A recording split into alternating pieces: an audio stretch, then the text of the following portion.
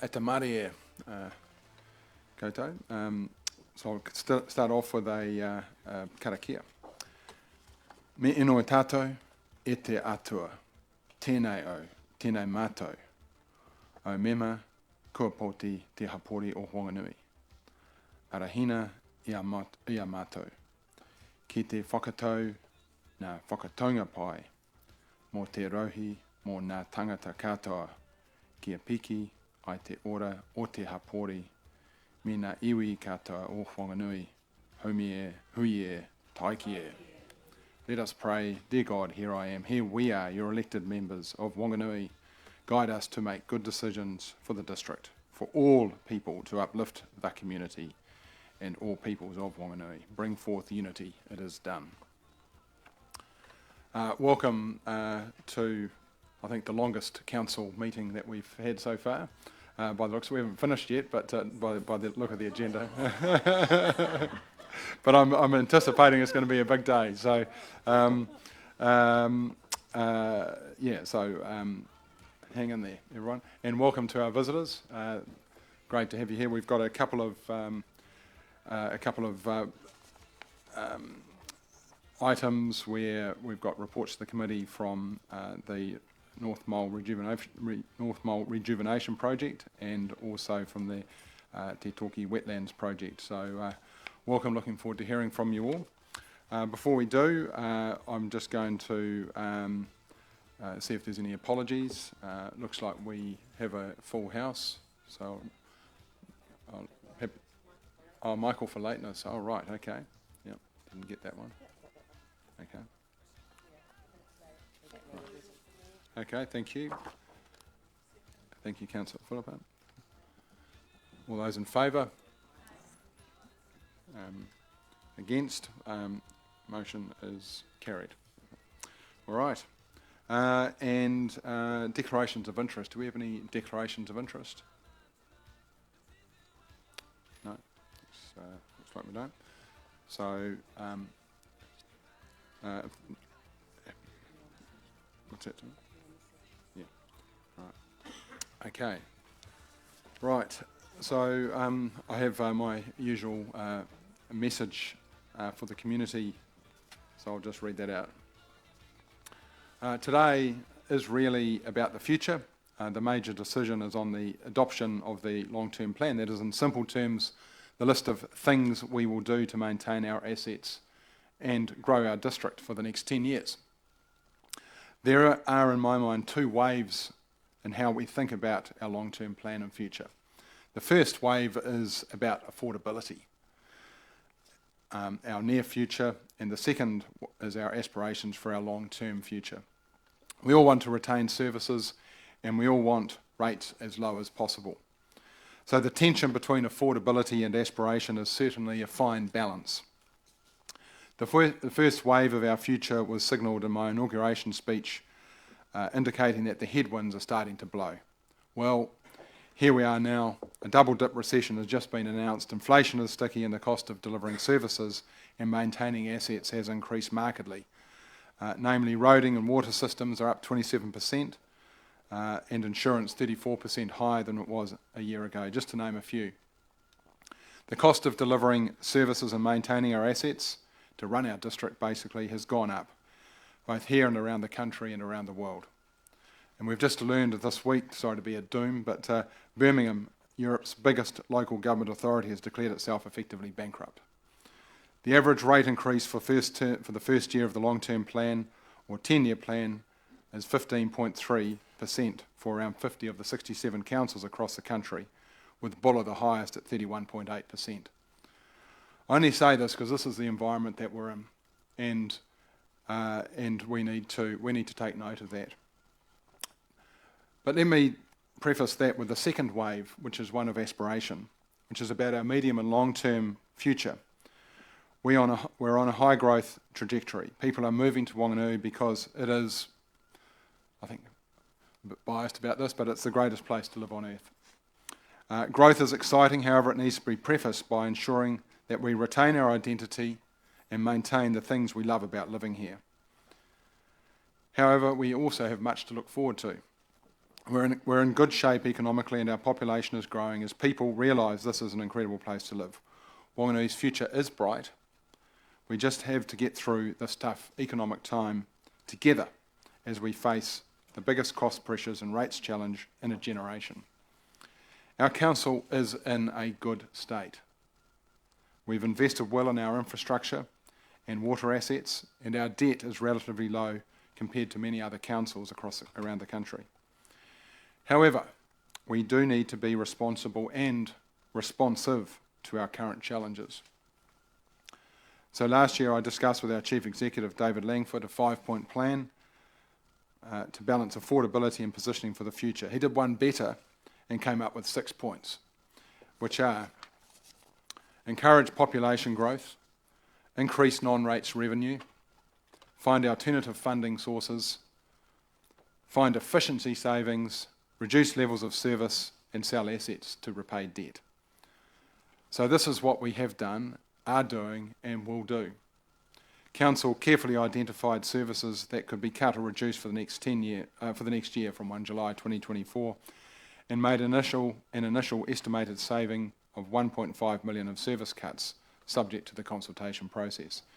An additional saving of 500,000 is required to reach the target of $2 million of service cuts, and through consultation the community will be given the opportunity to help us with that. Our council officers and our elected members have been working incredibly hard over the last year to face into our current challenge. It is now for you, our community, to have your say on services we might cut and what we might keep. The more we keep, the higher the rates will be, and vice versa. It's very simple.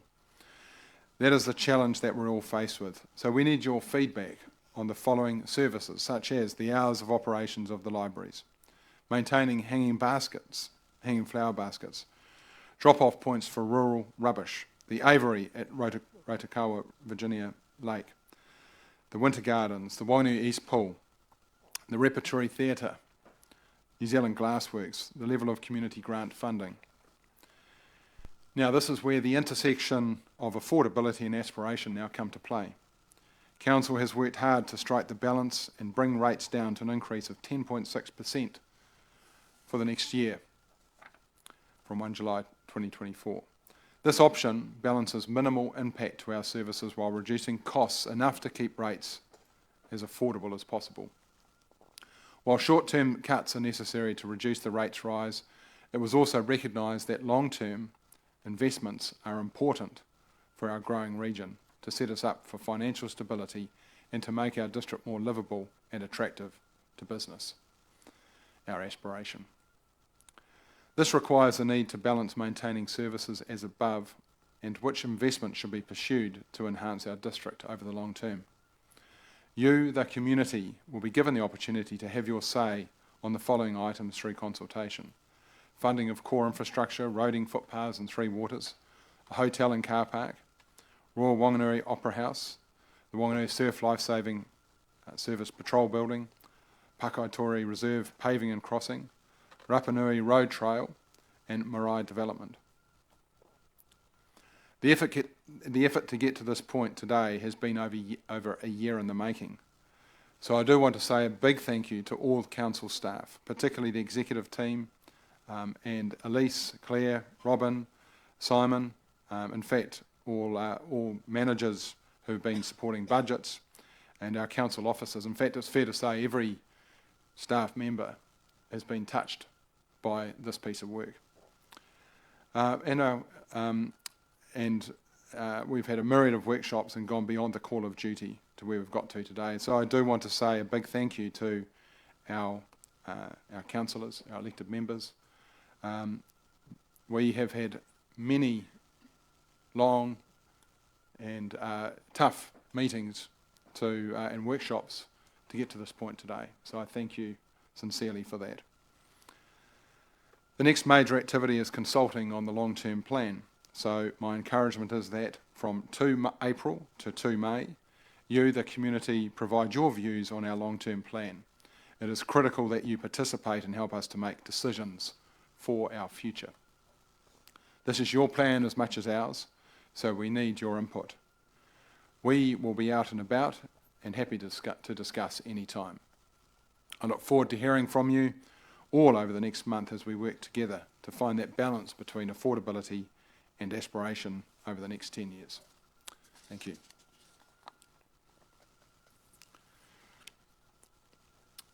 Right, public forum and deputations, I understand we have none. So the confirmation of all minutes is I'm going to confirm those as a single resolution and move item 6.1, confirmation of minutes 3 August 2023, and 6.2, confirmation of minutes 13 of February 2024, that they are accurate and true record. Oh, and 6.3, sorry, missed that on the next page. 6.3, 21 February, that the minutes of the council meeting held on those dates are confirmed as a true and correct record. Do I have a seconder? Councillor Glenda?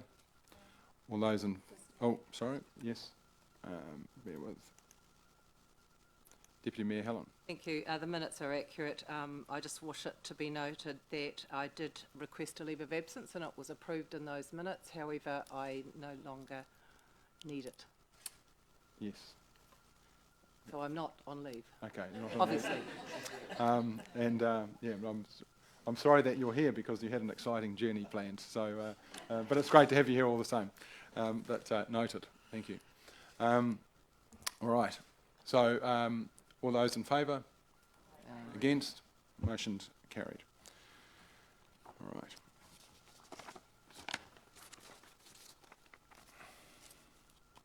Right. So we move on to reports to the committee, and we have 3 reports. 7.1 is the community consultation on the North Mole Rejuvenation project, and then we've got the Titoki Wetlands project, and then a risk and insurance update. So it's great to have visitors here, and looks like Susan, you're going to kick things off for us, eh? Yeah, is that right? Yeah. I'm just wondering, you're in the speaker's seat, so. Oh, it's got the room. Okay, gotcha. Yeah, that's what I thought. Yeah, okay, great. So item 7.1 is the outcomes of the community consultation on the North Mole Rejuvenation project. So welcome to Sarah, and Jamie Waugh, welcome. Yeah. Morning, Council. I'm going to be particularly brief because the moral of the story is to hear from Jamie and the work that he's been doing out in the community. You will recall that last year you agreed to a community-led consultation and engagement process out at the North Mole. And today we're here to report the findings of that and what the next steps are. The other decision that you took in May last year was to ask for us to come back with an agreed delivery model. So that's primarily why I'm here. We're at the point now where we're pending long-term plan decisions, getting ready to move into the delivery space for this project. We have agreed together to a delivery model which sees the delivery essentially coming out of council using our capability, playing to our respective strengths as a true partnership. So the baton has been handed back from the community to council. We will work in parallel with Jamie and his team to make sure we deliver on the aspirations. So we're going to be held accountable to that, and I welcome that as an opportunity. Where we landed with that, the reasons we landed with that was because we've got the capability where we can lead the procurement, we can manage the contract, we can have the appropriate health and safety procedures in place and run it as using our project disciplines.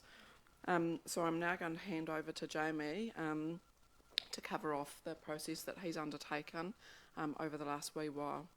Thank you. Thanks, Sarah. Nice to see everyone again. I think you've all seen the Adventures in a Time of Transformation document.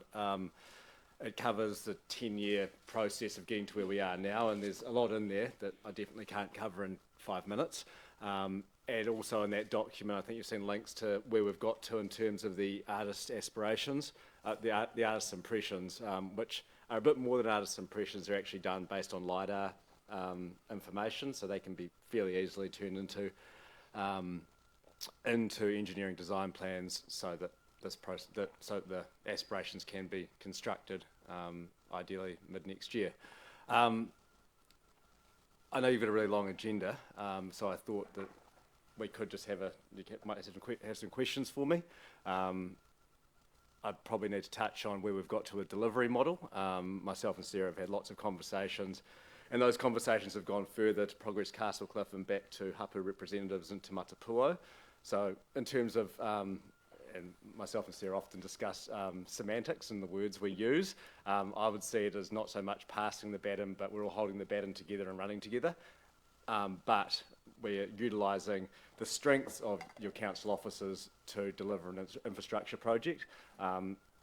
It was pretty easy to say, oh, we want this to be completely community delivered, but what we're doing then is moving from one siloed way of thinking to another siloed way of thinking, where members of council staff are also members of the community with high level skills who are already here, already know what they're doing, so it makes a lot more sense to all work in it together rather than just going from one silo to another.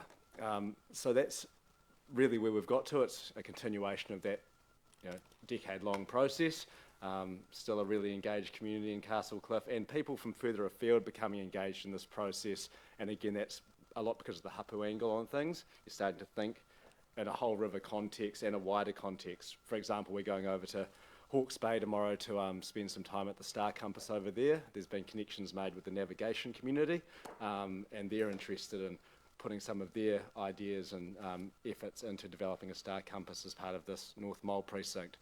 So it is a real transformational time, and while we're talking about delivery of a car park, we are developing this skill set in the community and in council so that we can adapt to these changing times and not end up where Birmingham is, because you've got a community out there that is engaged, has many skills, and if we all work together we can do things really efficiently, and the outcomes we deliver are more beneficial to all of us and more beneficial to the environment that we rely on.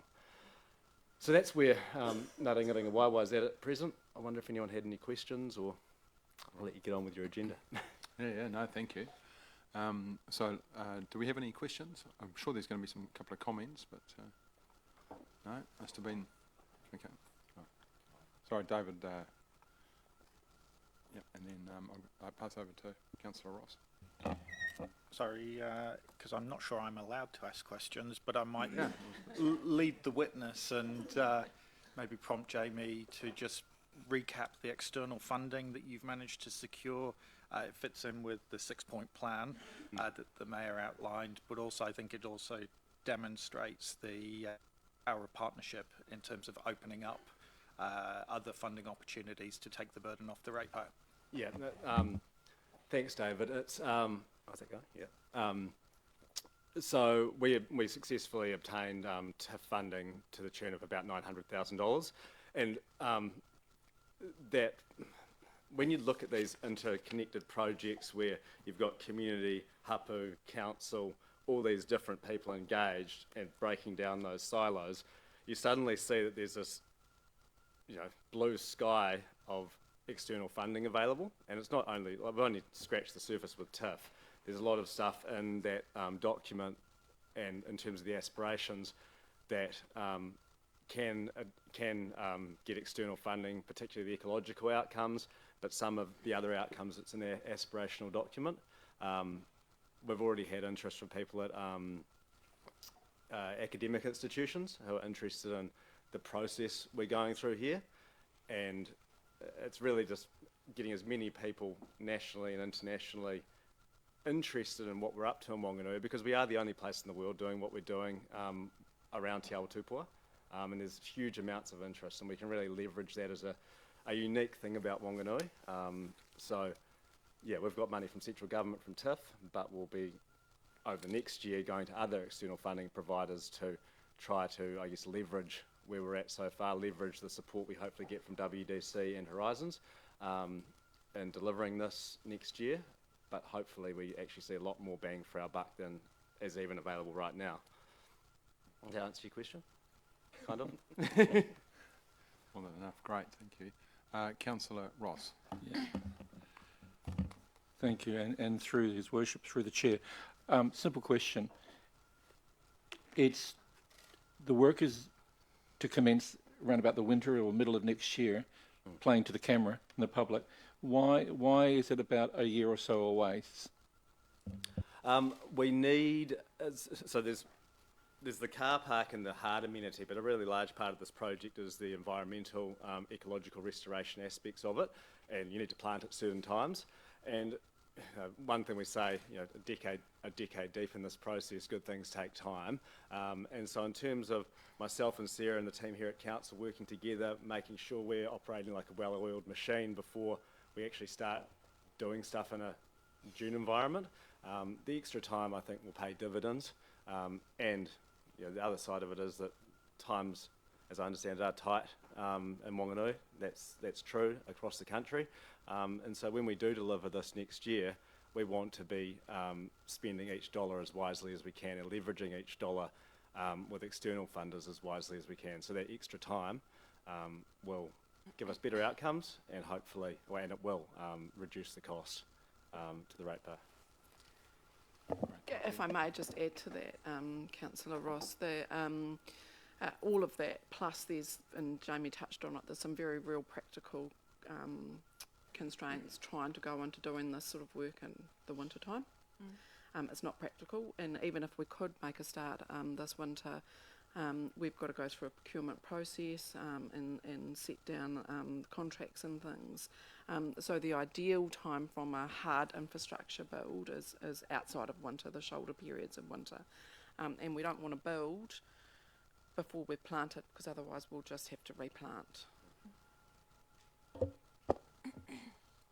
thank you. Councillor Sharp. Thank you, through you, Chair. Could you briefly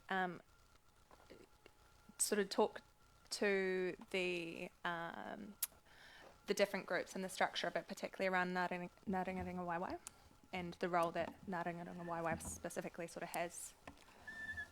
Yep. So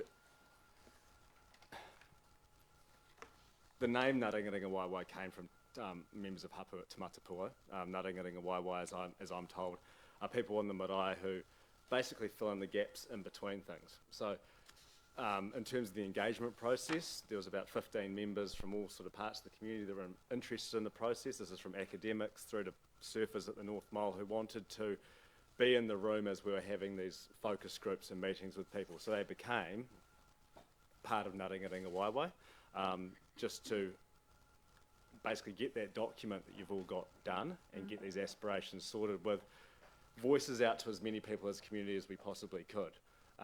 And so Ngaringa Waiwai is a cooperative of members of the Wanganui community who put their hands up to help out with this. I'm the spokesperson for it, and there's pretty particular reasons around that in the transformational space we're in. I spend every Thursday morning with members of Hapu talking about this wider Te Awa Tupua space. And I also spend time with Progress Castlecliff and members of the Castlecliff community. So that's where me speaking as Ngaringa Waiwai comes from. I think it's not an entity in itself. It really is a word that is attached to that idea of lots of different people holding onto a baton and running together. Because as soon as we start talking Progress Castlecliff or Wanganui District Council or Horizons District Council, we start talking about silos. And so it's a different idea. It's a different idea, and people like to see a name attached to a driving force, but it's really a driving force that I would hope to see lots of people in this community getting behind over time for different projects. It's the idea of communities doing stuff for themselves, and I think Mike Tweed captured it pretty well in one of his articles, and I said something quite flippantly about when you used to have to build a barn, and you'd call up everyone else in the village and say, look, I'm putting on a side of beef and I've brewed up some mead and I want to build a barn. And everyone turns up and starts building the barn together, and then when someone down the road needs a barn built, same thing goes. You help out your neighbours, you're engaged, you're helping each other, and in that barn process there's no money down, it's just about relationships and working together with people we trust. And I guess like to see the concept of Ngaringa Waiwai, whatever it's known as, the name doesn't really matter that much, develop down the track, and I think that could be a real strength for Wanganui, and I think it is, in my view, as it's written into legislation with the Te Awa Tupua legislation, that collaboration and that reciprocity that's required. It's a hard question, Charlotte. Thank you. Thank you very much. You did well. Councillor Rob. Thank you. Yes, I'm just interested in the boundaries of the project.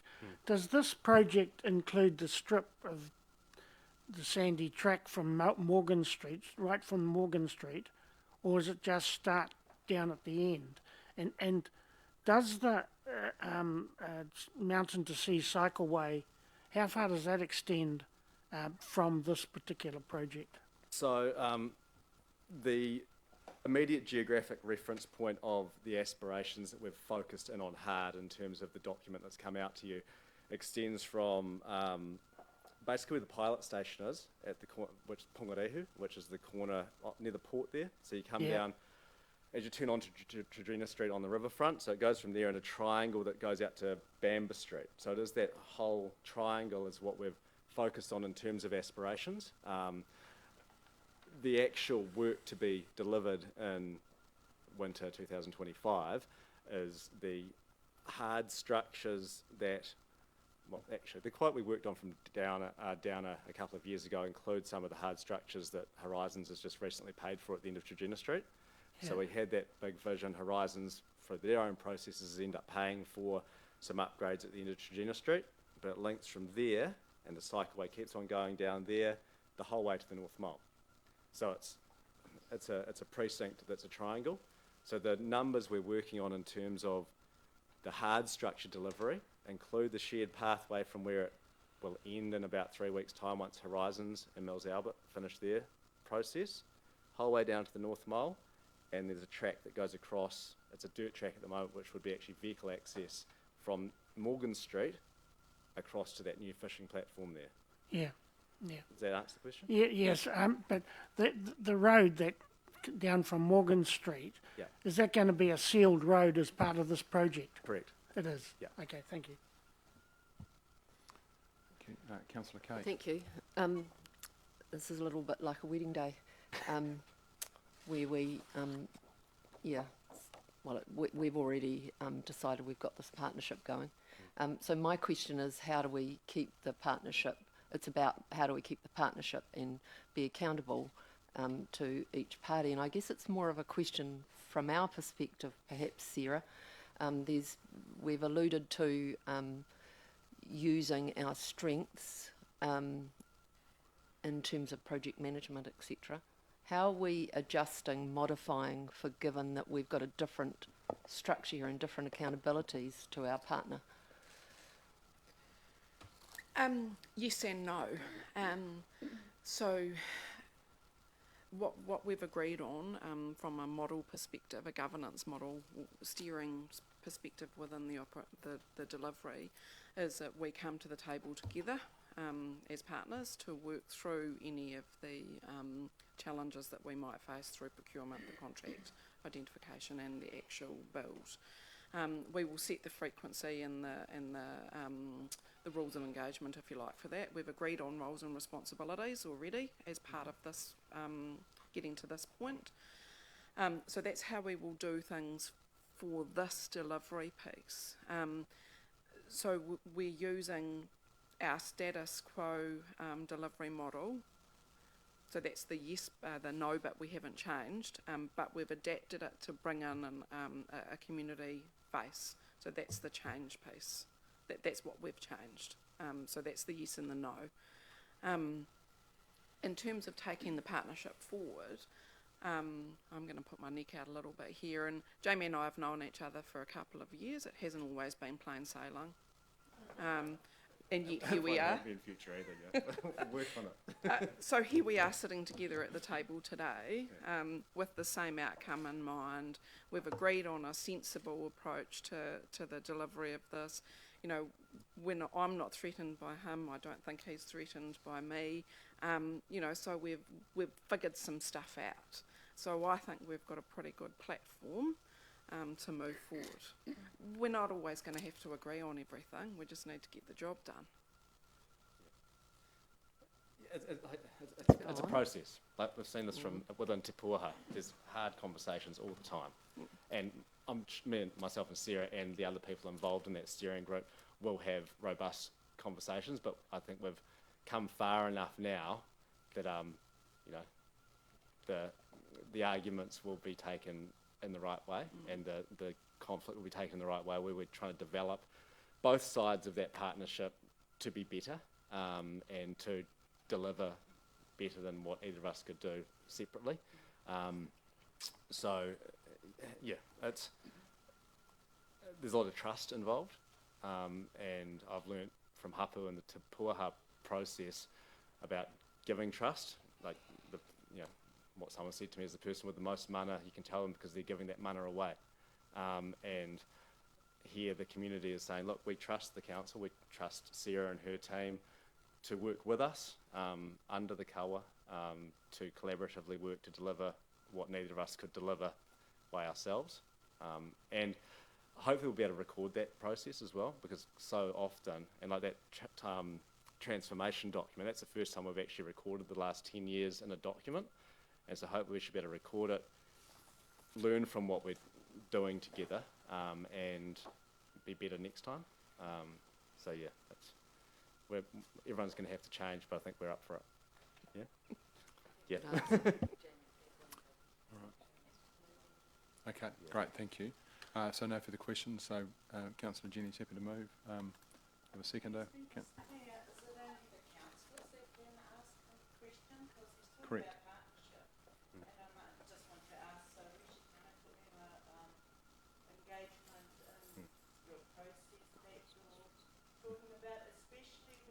Sorry. Yeah, can I just clarify? It is only just councillors, but if you've got any questions, you're very welcome to ask. I'd like to make a comment just to the council. Something I forgot to mention is all of my work as Ngaringaringa Waiwai is directed by the members of Te Matapuo, and so that's where the name came from, where the genesis of and there's hapu representatives on the steering group that council's worked with. So who the representatives will be up to Te Matapuo, and they've been involved, and the wider hapu they represent, and so that's been involved for a very long time. So I'm glad my memory's been triggered in terms of that, and I'm happy to speak to it more. And I'd probably speak. Yeah. Sorry, excuse me. Yeah. Sorry, this is question time for. I'm very happy for any members of the public to ask questions of clarification outside of this meeting, yeah. But we need to stick to. But appreciate there might be some questions about this. So thank you very much, Jamie. There are no further questions. So I've got Councillor Jenny who's moving and Councillor Charlotte who's seconding. Thank you for that. So any comments to this item? Councillor Rob. Thank you. I think this is a wonderful project, and it's great to see the co-funding that has been arranged for this particular project. It's a model that council needs to encourage, and it goes back to really the time of the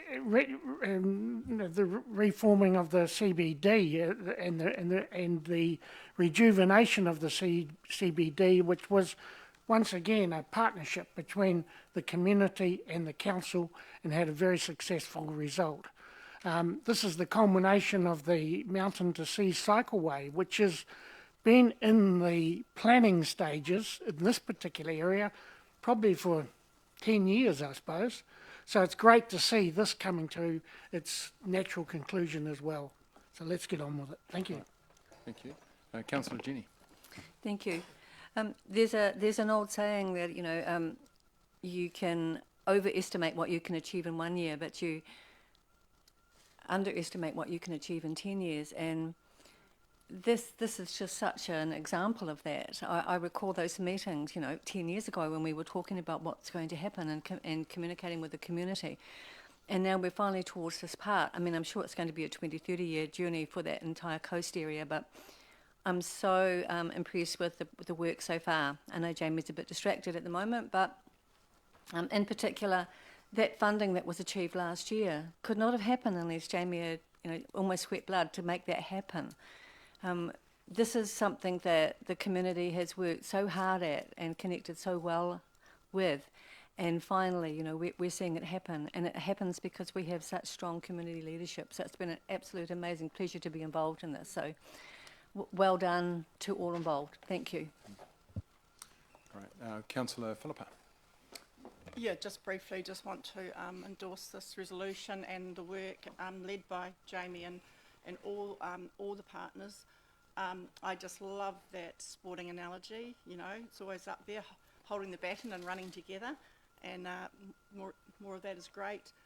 Also, the funding, external funding, just excellent work. And I think, and I'll say that for myself, if you. Like Jamie talking about, I guess, Te Awa Tupua, and I guess trying to record and a lot of interest that's coming and going to come. And if you don't understand that, and I don't pretend to understand all that, but I think if you have got particularly young people doing tertiary education now, you know, when my daughter mentioned she comes from Wanganui, and doing law papers, it's what they all just, that's what they want to know about, that's what they want to talk about. And that's what she's been learning about. So thank you so much. Yeah, great. Councillor Charlotte. Thank you. I just want to say what an honour it has been to be a part of the Castlecliff community for the last 14 years, and where this project has come from and where it's heading is a real sign of the strength of partnership and collaboration and community above everything. So thank you to everyone involved historically and presently and in the future. Thank you. And final comment from me is that you may have seen an opinion piece on localism in the paper recently from me. Subsidiarity is the big word for it, but where decisions and activity happens at the lowest common level, which is at the community. So central government have been criticised by local government for not trusting us enough to get on with the job. At the next level down, from local government to the next level down, is our community, and so we need to be able to trust our community to get on and deliver with us in partnership with us. This is a prime example of that, and I want to applaud Jamie and everyone else that's been involved in this, because for me, community-led development is the future for how we deliver in local government. Yes, we'll need to do our own we need to get on and deliver for our community, but ourselves, but we need to, where we can, look at partnerships and partnership arrangements. And so for me, that is the way that we should be moving forward. And ultimately, that's based on trust and relationships, and so we need to be able to trust our community to get on with it. So, and in this case, we do, and so I applaud the efforts of all those involved in this particular project. Right. So, no further comments. I'll put the motion on the screen. That the council receive the report outcomes of community consultation on the North Mole Rejuvenation project, and note that the council will deliver the North Mole car park, associated amenities and environmental enhancements. All those in favour? Right. All those against? Motion is carried. Thank you very much. All right. So item 7.2 is the Kokohuia Titoki Wetlands project. I welcome Ken Mayer, Craig Pocock and Kritso Venter to the table. So welcome.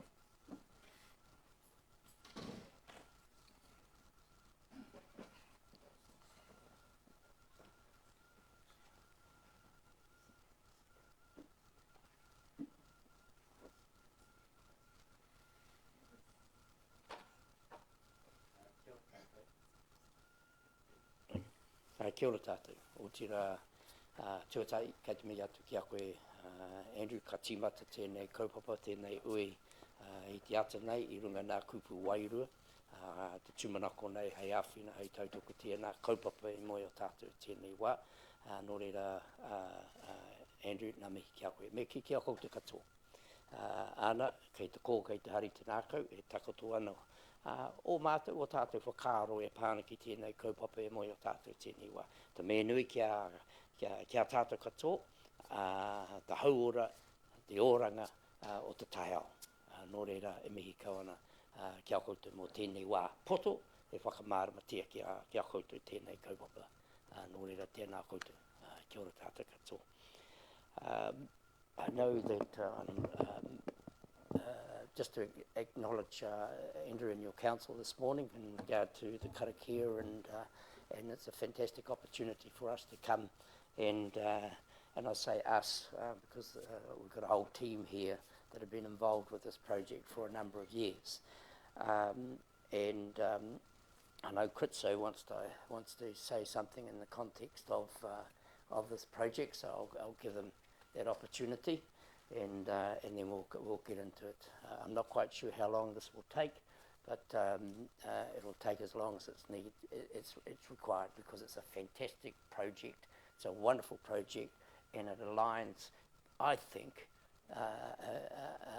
perfectly with what's happening out at Kokohuia, Castle Cliff, and that in regard to Jamie. And I certainly support the wonderful work that's been done alongside this project, with this project, and the massive work that the team of Taringa Waiwai have been doing in regard to Castle Cliff generally.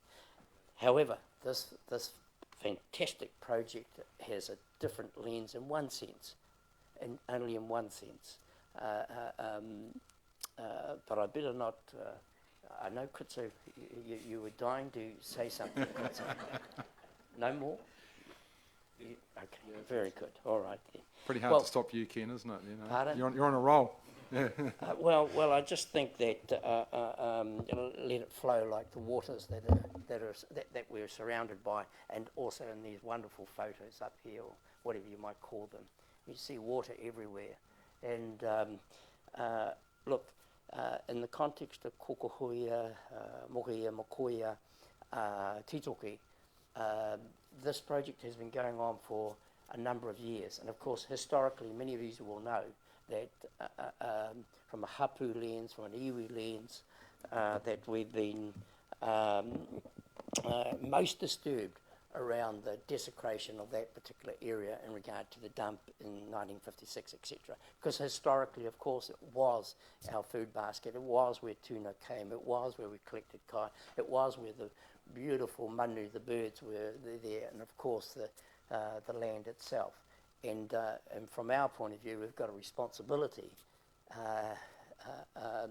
to ensure that we look into the future of returning that area into what it was. And it's going to be a hell of a challenge, you know, with the dump and all those types of things that have impacted upon those areas. I won't get into, you know, the emotional side of things, but, you know, I mean, over the last 10 to 12 years, we've been, many of us, you know, Tanya and them have been really involved on the ground doing some wonderful work. And look, it is an incredible opportunity to do something, and, you know, you can just see it in the international and national and the local community that the hapu, our people coming together to do something really positive. And the real opportunity here is in regard to the health and well-being of water, the health and well-being of bringing back tuna, the health and well-being of bringing back the manu, the birds, and of course the land itself. That's the real opportunity. Yes, from a people's lens, we can see those opportunities through a people's lens, but actually, you know, similar to the awa tupua, actually exactly like the awa tupua, and the values that are incorporated within the awa tupua, to see it through the lens of the tuna, to see it through the lens of the manu, to see it through the lens of the water and our land. And that's the primary purpose of why we've gathered together to work collaboratively over actually a short period of time, to say to you, us, that we've got to work together and build these relationships through the lens of who I've just talked about. And I've just realised that this thing here, you'll see, and I'm aware that Kritso has put a wonderful paper together and touched on some of this, and I'm not sure if you can see any of that, by the way, but see that up there, that's the journey that we have travelled in regard to up to the present moment. I can't even see it, so I'm not sure why I'm looking that way. However, I will refer to my slide because I've been told to be pretty disciplined about this. So, press the button, thank you. And so you'll see there the wānanga that we held around 2012 and those that are involved. And then as we moved along in the context of, I'll sit down only because I'll refer to my slides and I can read them a little bit better.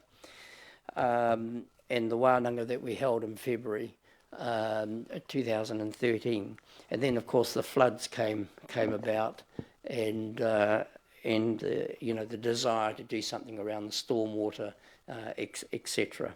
And in 2017, with the incorporation of the Awatupua, a massive shift in the lens and the thinking of the Crown and the government at the time to actually give some substance to seeing the river through the lens of the river and the four values that have come through. Ko te awa, ko te awa koa, ko te matapuna o te awa, etc., etc.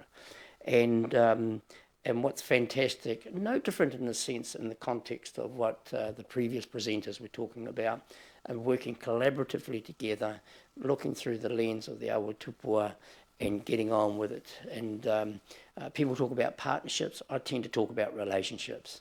That we have a strong relationship together, because I think partnership still has a kind of a box-like approach. But you know, we chuck our hats all in the middle there, and we get on with the job of what we're there for. And then 2015, 2018, the catchment mapping, the staff, etc.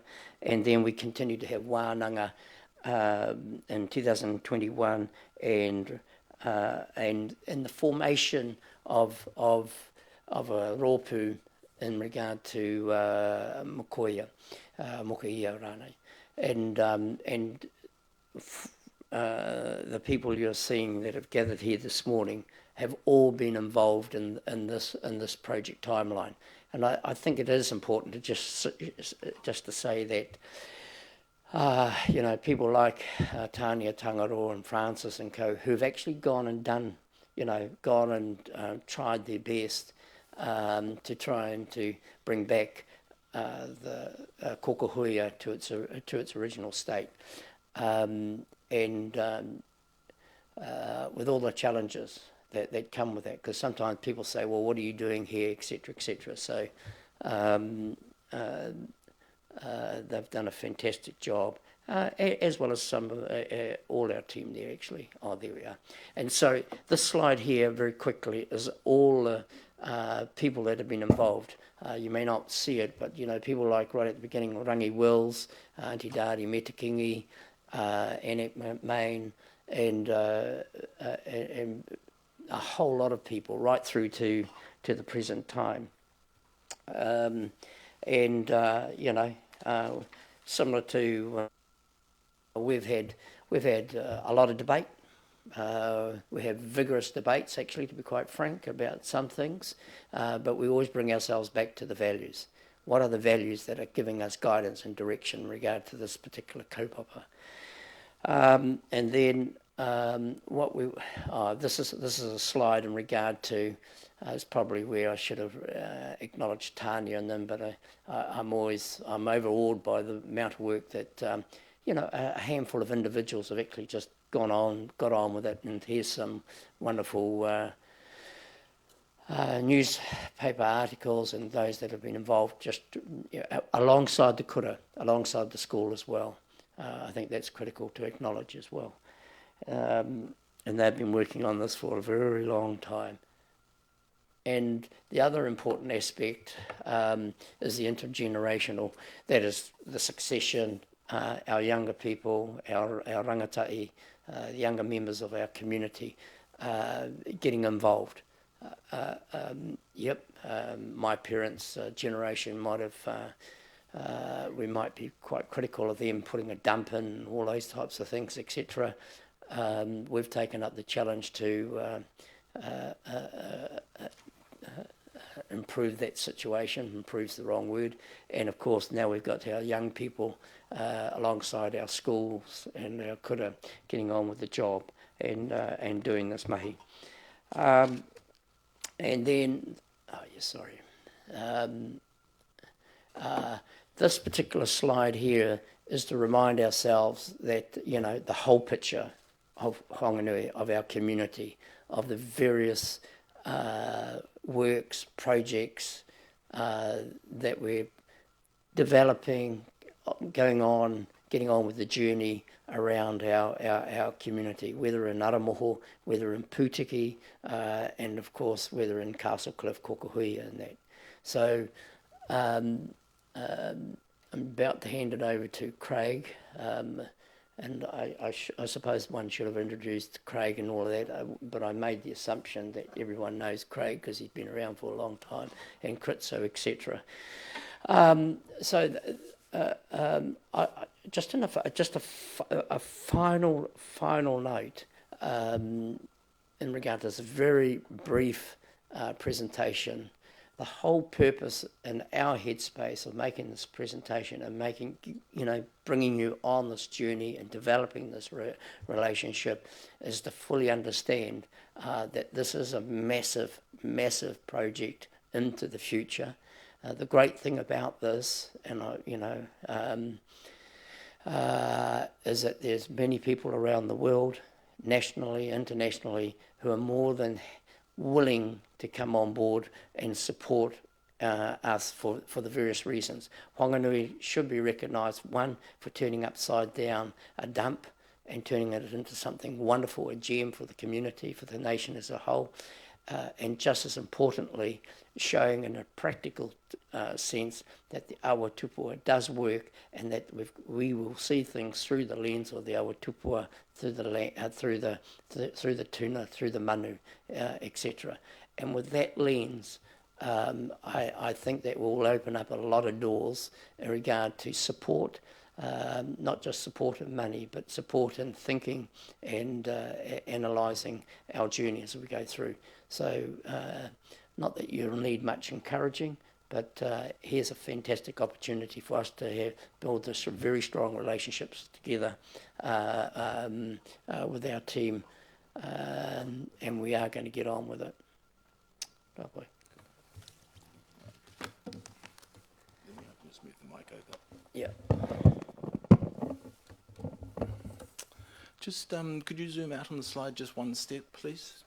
I don't know who's controlling the slides, but tēnā koutou katoa, ko Craig Pocock tōku ingoa. I'm a landscape architect, senior landscape architect for Becca, working out of Wellington, Te Whanganui Atara, so we somewhat take our name from you. I've been in and out of here in this wonderful city, best place to live, for 12 years. So I've been involved in a lot of your projects over the last 12 years, and I've got the privilege to continue to be involved in many of your projects currently, including Resiliency Project, River Master Planning Project, Pākaitore projects, energy projects, but my favourite one is this one. So even though I'm not local, I kind of feel a little slightly local. I won't be able to compete with Jamie, but you know, I'll get there eventually. Why Kokohuia is so important? From my perspective, it's such a significant physical landscape. It can solve a lot of your issues around resiliency and recreation and all that physical stuff, but it's such an important cultural landscape. With the conversations with Hapu over the decade, at one stage someone said to me Kokohuia was so big and so significant and was probably all of Heads Road, all of Kokohuia, Bogoni, and probably to all the way to Titoki, to the sand dunes of Springvale. So this was the biggest wetland at the mouth of the Wanganui River. It controlled your flooding historically, but it was like owning the bank. If you controlled, this was your rohi, and you could harvest the tuna out of this rohi, it was one of the major economic generators for the people here.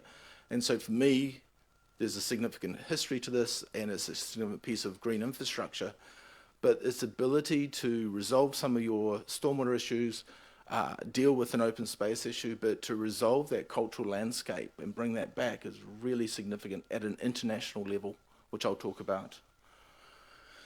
The conversation didn't start with Kokohuia. The conversation started with Heads Road, where a pretty young Kritso, pretty intermediate officer came and said, look, I've got this flooding on Heads Road. The milk powder factory doesn't want stormwater in their milk powder. One of the consultancies says, just put in a bigger pipe. And he said, look, can we do anything with the roading corridor? And so we walked up and down Heads Road. Now it's kind of hard to see the image, so maybe if whoever could zoom out one more step. But we looked at the Heads Road corridor, which is about 30 metres wide, and we're like, all right, can we hold stormwater within that corridor? And so that little bottom right-hand picture is, you know, some concepts of how we did that.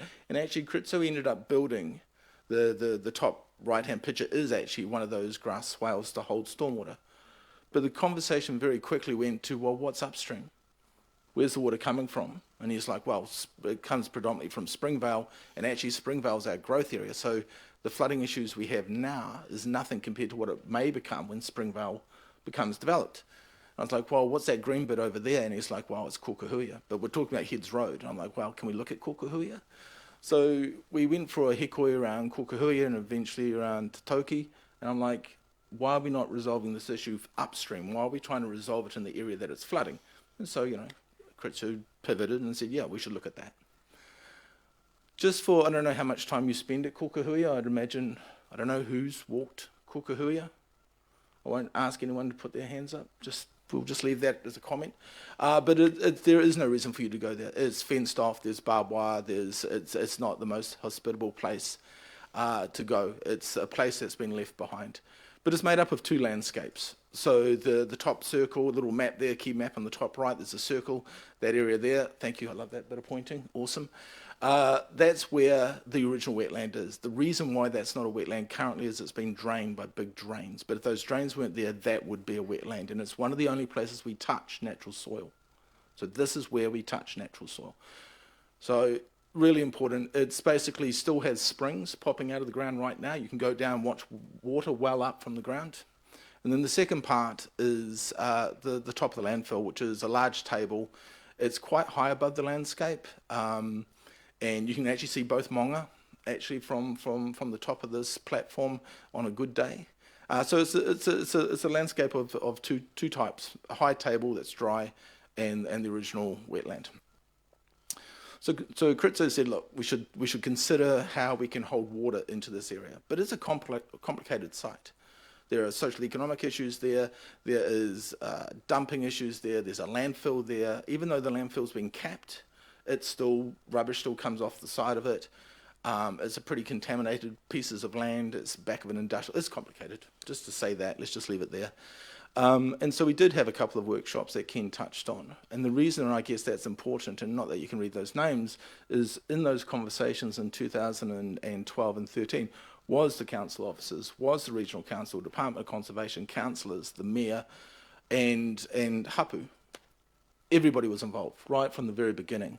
And this is where it pivoted from, all right, we can hold stormwater, but we can get more than that. We can restore the ecology, we can bring tuna back in, we started talking about the access to the riverbank, etc. The outcome was this plan, which was actually presented in this council office 10 years ago, 11 years ago. 11 years ago, we presented this plan.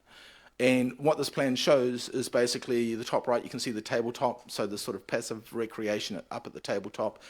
Everywhere we touch natural ground, where the springs are coming up, make that into the biggest possible wetland we could. The function of that is to hold stormwater.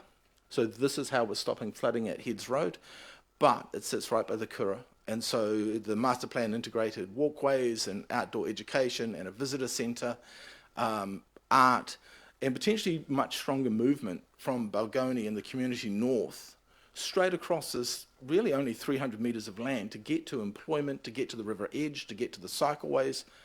This big landscape and its fencing, as we'll see soon, is a massive blocker to the community to engage with the river edge. And so this was the master plan. I think one of the big moves within the master plan was to try and start understanding, this is the Roger Street outfall, I think I got that right, Kritso. If I'm wrong, don't correct me, just in case. Anyway, the point was to actually work out how we can flood water from the river back into this wetland, and that is about the tuna passage. That is about the spawning ground for the inanga and fishes and the birds and all the rest, because making a wetland that's cut off from the river means we can't seed. It isn't ecologically connected. So we presented in 2013, there was a 2015 flood, but in the background, Kritso and his team were working really hard on understanding the stormwater capacity within your systems. So understanding the capacity of your pipes, and again, I'm trying to describe engineering stuff, that's not my expertise, but understanding your current capacity of your system right now, and actually what the overland flooding looks like. And we kind of knew what it looks like based on your 2015 flooding, but the data was being put into the background of the aspirations of the master plan. The other thing that happened that was really significant is 2017 Te Awa Tapua. And when this was signed in, and someone touched on it before, is when this was signed in, I was in the US, and they were talking about, this was making national news in the US. This little town in New Zealand, to give a living entity human rights was unheard of, and is still unheard of. So to Jamie's point, to deliver projects under a Te Awa Tapua Indigenous framework is of international significance. Now, what that means for you is money, recognition, growth. There's so many good things that you can leverage off Te Awa Tapua, which is amazing. But for us, what's really important is it gives us guidance. So 2021, we'd done the background work, Kritso had done the data, we'd Te Awa Tapua come in, and so we got a similar group of people plus a few more, like the cool kids that wanted to hang out and do the stuff grew in numbers. And we had another Wainanga in 2021. And basically, it was all hands on deck. It started with a hekoi, making sure everybody was starting in the same position, understanding the land, sharing information, mapping out, pens on paper to get outcomes. And the outcomes broke into three categories: stormwater and ecology. They are connected, they are woven together. And so, as you would imagine, the green area is the area where we can create the biggest wetlands because it's the natural soil, and the dump needs to be a different approach. And so the top right picture is what we have right now. The bottom right picture is what we were proposing. Think before and after. And so the idea was managing the water, holding the water on the land, making it the slope design, the planting design, the connections are having ecological value. The next one was around community amenity. This was a dump site. When I say a dump site, they took the wetland and they started at the edge and they just filled it up as a landfill as if it was a hole in the ground until they stopped where that yellow line is to the left. And then what they did is they screened it off, they put up a steel fence so that no one had to deal with the dump. But that's still there. That photo is still a recent photo. And so when you go, if you drive to these streets and to the end of these streets, this is how we turn our back on this piece of whenua. And so the master plan talked about opening that up. So the bottom cross section to the right is opening it up, opening up those views, making those physical connections across the landscape, and also giving people access to the site from a predominantly, I suspect, a passive recreation perspective. So not active, but walking, some cycling, views, art, not sure. The other really important thing about this space is it is the high ground for this community in the case of a tsunami. So actually it's a resiliency landscape as well. Sorry, Craig, can I just, we usually allow about 10, 15 minutes of presentations, and it's been a bit more than that. I'm happy to let it go a little bit, but we do need to be cognizant of time. We've got a Did you count the Ken penalty? What's that, sorry? Did you count the Ken penalty? There's got to be a bonus I for did account for that. That is counting that? I did account for that, yeah. But look, I don't want to... This is a really exciting project. We have read the paper. We haven't seen this presentation, but I'm just keen that we carry on. There will be maybe some questions and some comments, so we've got so if you could just... so I've got a couple of slides I'm going to pass over to Kritso to talk about stormwater, and then we can probably wrap that up pretty quickly. I think that's fine. The final master plan really, so the final aspect that is part of importance because it is around funding, it's about community outreach, it's about social economic uplift, is the wetland having an education centre connected to the kura, that the kura and the wetland landscape talk to each other.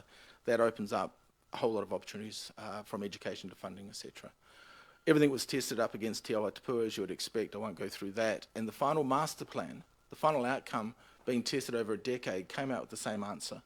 The 2013 logic still stood up in 2021. So I'm going to pass over to Kritso. There you go.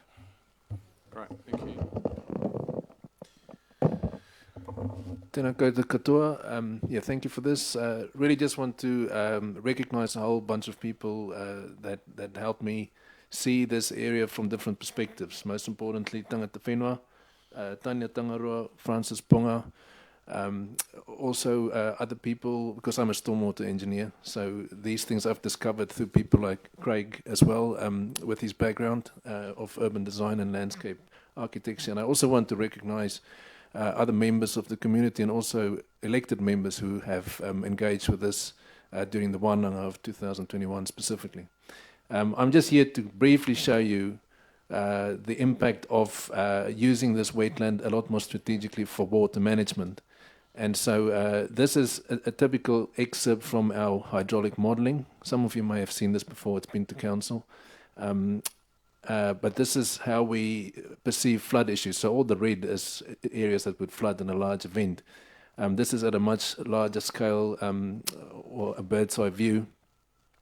But what I particularly want to focus on is this area here, which is the Heads Road industrial area, which was flooded quite badly in the 2015 and some of the other events. This is the slide that really tells the story for me. So there's the Heads Road area, and the red would be all the flood water that cannot drain out to Te Awa o Wanganui, the river. This is as it is today if there was a large event. If we were, however, to build in all the storage here for the wetland and expand it to make it a huge attenuation reservoir, then you can see how the flooding recedes. And really what's happening here is this being the lowest spot of this catchment. The catchment is substantial, and all its flood waters would like to come and collect here, waiting for its turn to drain out. But what we're doing is creating an even lower spot with a larger volume. Of course, there are other projects as well alongside it, pipe upgrades, etc. There's a whole program of works. In the face of long-term projected climate change, the adaptation component of this is strategically important. But of course, also a wetland as a change of land use has also a climate mitigation component to it. So I just thought I'd bring that to your attention. I'm not going to talk too much more about Kokohuia, because this is another exciting opportunity, is the Titoki wetland further upstream. I'm just going to go through this briefly. Potentially this is an even larger site for stormwater and ecological and the whenua to be brought back. And it is in the same catchment. The Titoki waters would eventually end up in Kokohuia. And there's further chance for enhancement and expansion here. And also similar issues to what is at Kokohuia. Maybe not, it wasn't a landfill, but there are some edge conditions here that that can be addressed at the same time. We've come across this very interesting picture that was drawn by a surveyor in 1844, and it was called the Titoki Lake. It's a pencil sketch. So we'll distribute hard copies of this presentation later for your own information to each and every single one of the elected members. But really, we figured out it's more or less this area. It's a huge expanse, several hectares, maybe 20 hectares, and that is potentially what could be used for stormwater management. This is just a configuration to show how the different flows would work, which basically then allows for the Mill Road industrial area to have its flows attenuated on this side, and then of course the Springville structure plan up north. There are slides in here that as best that we sit maybe down and discuss, which we can always come back to at a future date, but it just really shows the different elements that can be integrated here for this to become a multi-use facility. And that is the vision. So the stormwater management is just one component. What it does for the community and what other things the community can leverage off at the same time is what makes it a really exciting vision. Yeah, I think this is where we landed again. As just to reiterate what Craig is saying, through collaboration, this is our vision. And with that, we'll end the presentation. I'll just hand over to Ken to say a few closing words. Oh, no, very, very quickly. The next steps are pretty obvious in regard to getting out amongst our community and once again presenting this wonderful project, and of course getting people to come on board.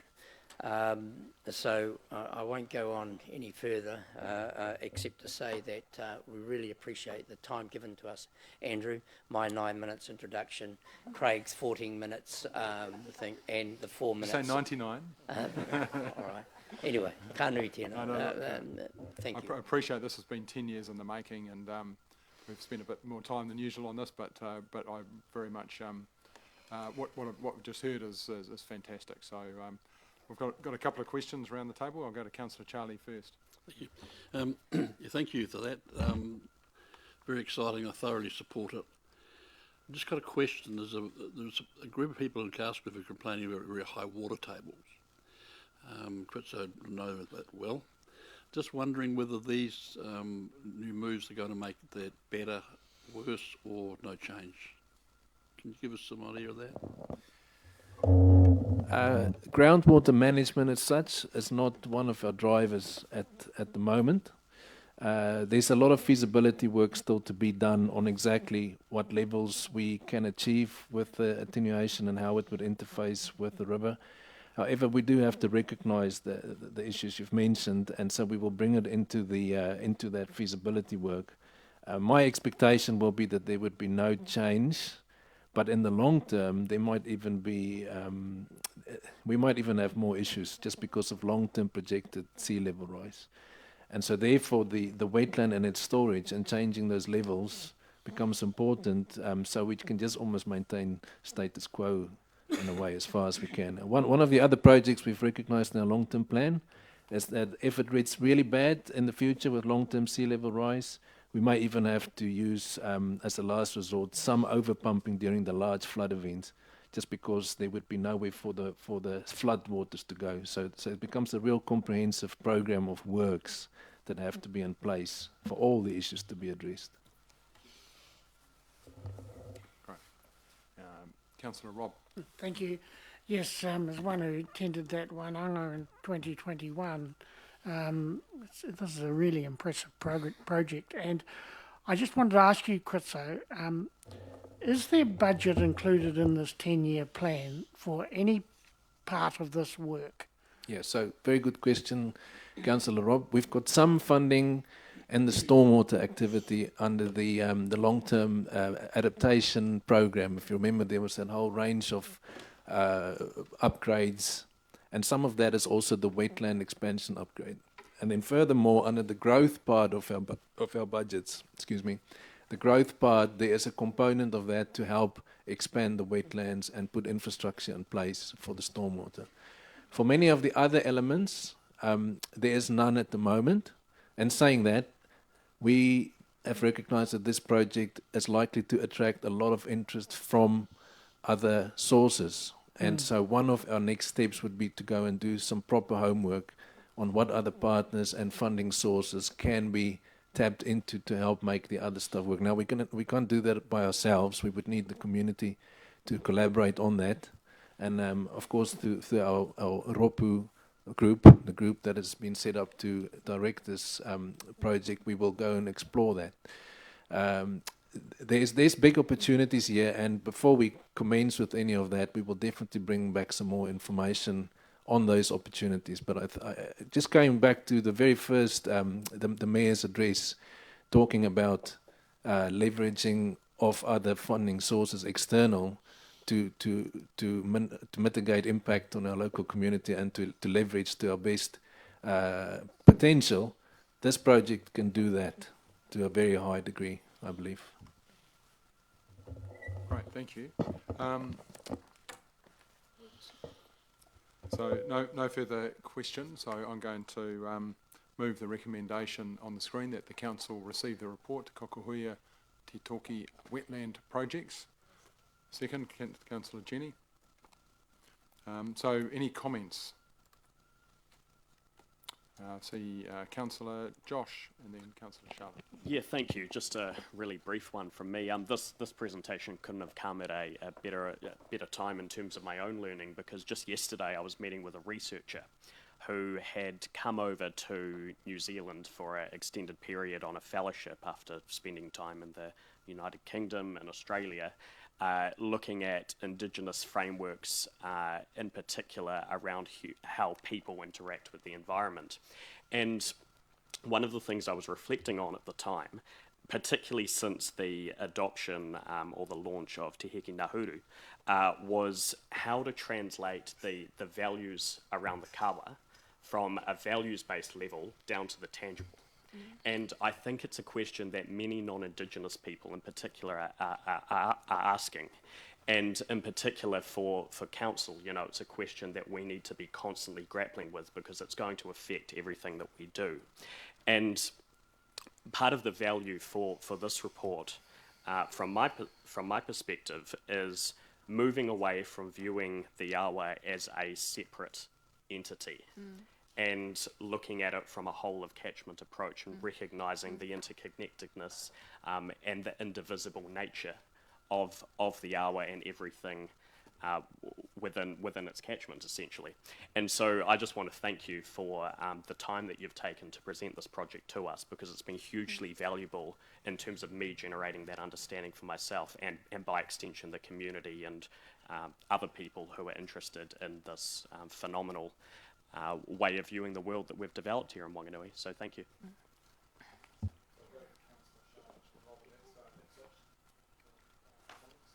I'll keep it very brief.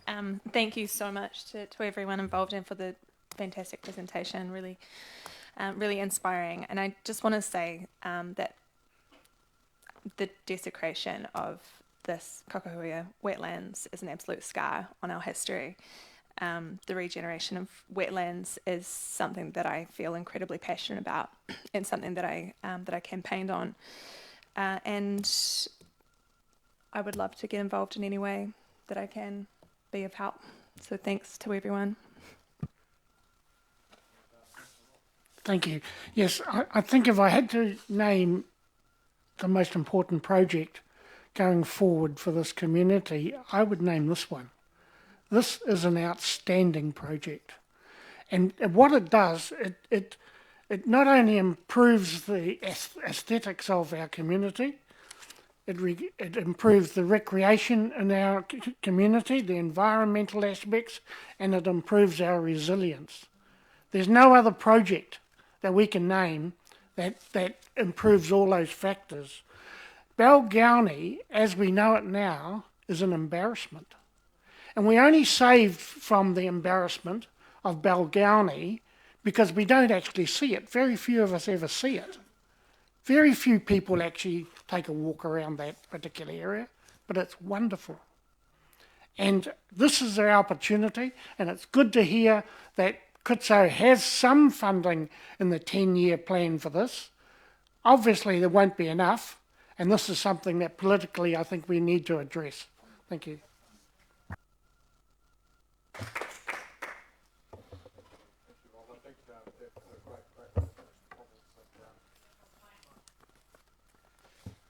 Thank you, Rob.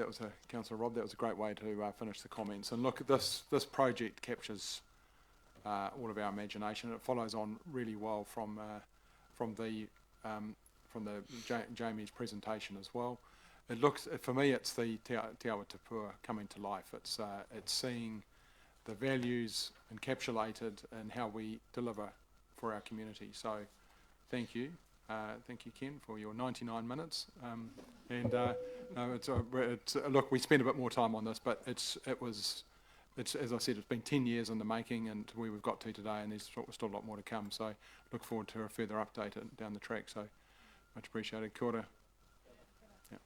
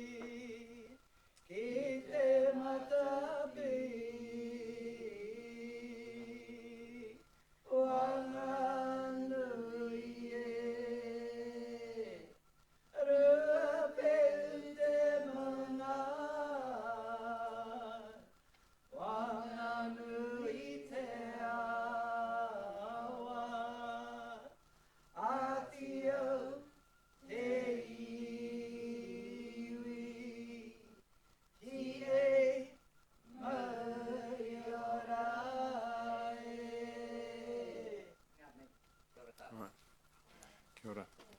Thank you very much. It's a great way to finish. All right. All right. Okay, well, thank you. And on that note, Susan, you've been sitting there very patiently. So, Susan Kosmala, so risk and assurance update. Oh, I forgot about that. Yeah. Okay, well, so, sorry, yes. So you've been very patient. But before we do, so I'll move the motion on the screen that the Council receive the report to Kokohuia, Titoki wetland projects. All those in favour? Against? Motion is carried. So thank you. So item 7.3, Susan Kosmala, so Risk and Assurance Committee Chair update. So this is, this is part of giving more visibility to what we're doing in risk and assurance. So welcome, Susan. Thank you. Tēnā koutou, tēnā koutou, tēnā tātou katoa. I feel quite humble at the moment coming to talk about risk and assurance when we've just had a presentation like that. So it feels like I'm going to take you right back down to some groundwork that is important that we all are aware of, but I just want to acknowledge that and how inspiring that always is to have waiata, and I haven't been part of this meeting like this for some time, so thank you, that's been great. This is the second briefing from the Chair. Kate did it for me last time. Thank you, Kate. And the purpose really is not to go through everything on the risk and assurance agenda, but to actually highlight strategic issues that I think I pull out of our meetings that I think are of strategic importance for you as a full council, because we are working on behalf of you as a full council, lots of us around the table, but these are your, some of these things are for you to make decisions of, and certainly for you to be aware of, and they're the ones I try to pull out for you. We have a very full meeting, lots on the agenda, and we work through that very constructively, and I'm very pleased with that. But there are a few things I think I need to bring to the full council. And given where you're at in terms of the timing of the meeting, I'll keep it fairly brief today. Our first meeting of 2024 was on the 28th of February, so I had to go back and sort of remind myself exactly what we did in February. But the main item was the Audit New Zealand report for the year ended the 30th of June 2023. Chris Webby, our Audit New Zealand Director, attended the meeting and is always very upfront about how he has conducted the audit and how particularly the council team have worked with him on that audit. We meet with him separately to get free and frank advice from him without officers present, and that's a very valuable part of the process.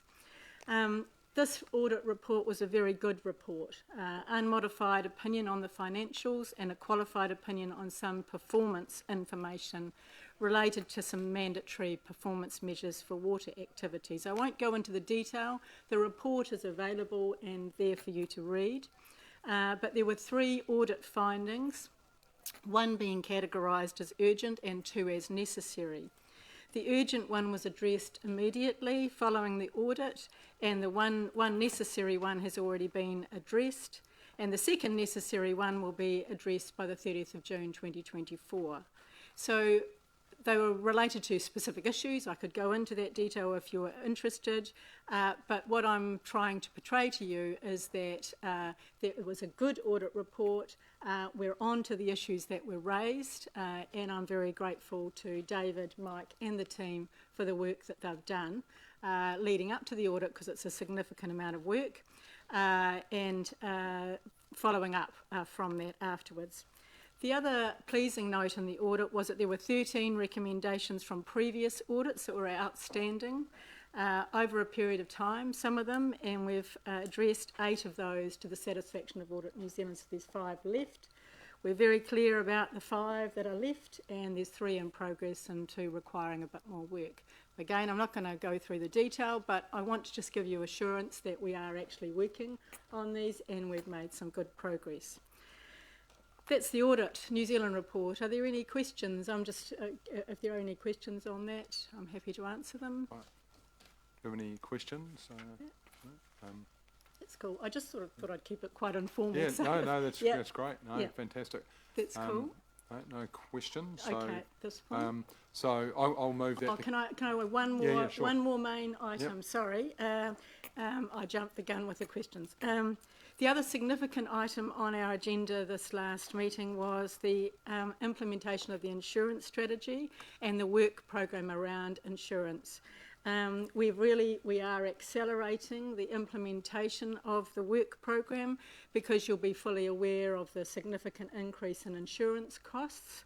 And as a result, well, not as a result of that, but as we implement our program of work around insurance, we believe there are significant savings to be made, but they will require quite tough decisions that will test our risk appetite, what we're prepared to accept and what we're not prepared to accept. And we will be working through that at our next meeting, and you as a full council can expect to see some recommendations coming out of that and maybe some additional work that will be required so that by the time we get to the renewal of the insurance for next year, 2024-25, we will have identified significant areas of savings by reclassifying what we need to insure and what we don't need to insure. So I just want to give you a heads up on that, and that's the next significant thing that you will see. Really important point. Thank you for. That's cool. Yeah. So move to questions. I don't see any questions around the table. So I'll move, if that's the case, that the Council receive the report Risk and Assurance Committee Chair's update March 2024. Do I have a seconder? Councillor Charlie. Thank you. Right, so any comments? Councillor Michael. Risk and assurance. It may not seem thrilling and amazing and the light end of the table, but some of the discussions we've had, I'd like to thank our board team committee. It's going to save us a lot of money, which is always cool. But if you haven't been there, I recommend you actually come to one because the discussions that happen are quite compelling, quite intellectually stimulating, and it results in good outcomes. The risk appetite question is going to come to this council very shortly, and that's the one I find, and this is where I'm a risk geek, I think it's going to be so much fun, because how much risk do you want to take on to save even more money, to have better outcomes, to drive more performance, keep staff happy? It's all to do with the calculations in the matrix that the wonderful team here and our chair has devised, and I've been very happy to be part of the Risk and Assurance Committee, and I thank you for the time of your update today. Thank you. Councillor Glenda. Thank you. I agree with Councillor Lua. I'm not on the committee for Risk and Assurance, but I have been to some of the meetings as an observer, and I have the assurance that you are doing a great job. So thank you for that. And it's great to hear about the insurance, that you are looking into that, because I think we were all shocked at the huge increase that has been. So that's great to hear that you're working on that. So I'd just like to thank you and your team for all the work that you do. So.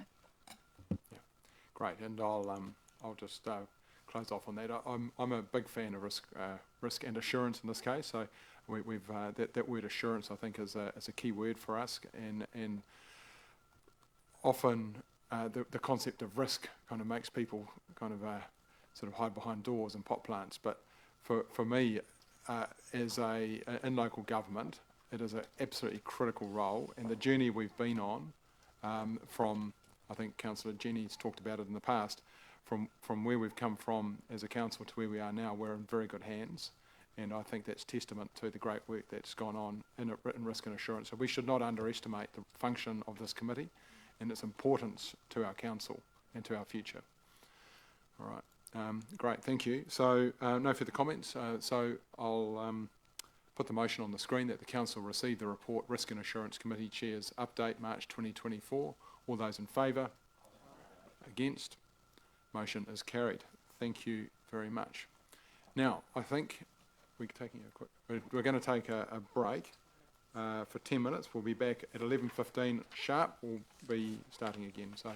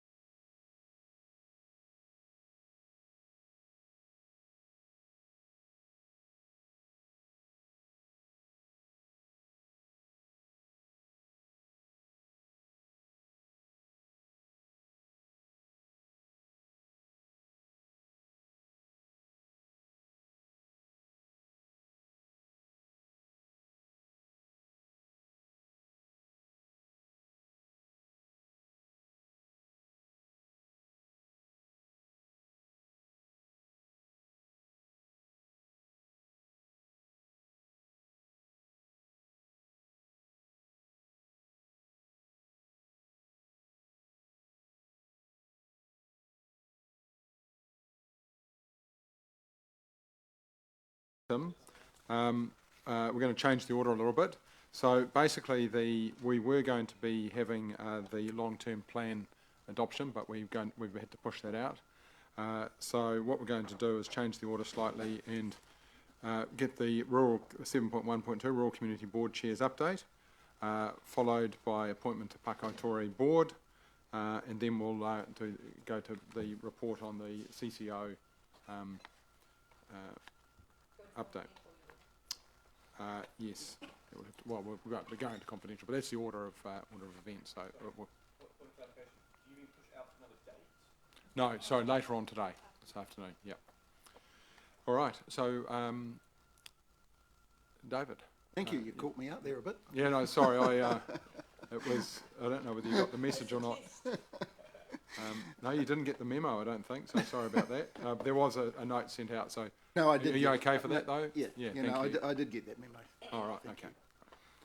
So I've just got 3 issues I was going to run by you. One is that the Rural Community Board has a grant fund of 15,000, which we're using for community projects, and mostly it's being used for helping install security cameras around the various regional areas of the region. We provide up to $1,000 for the installation of those.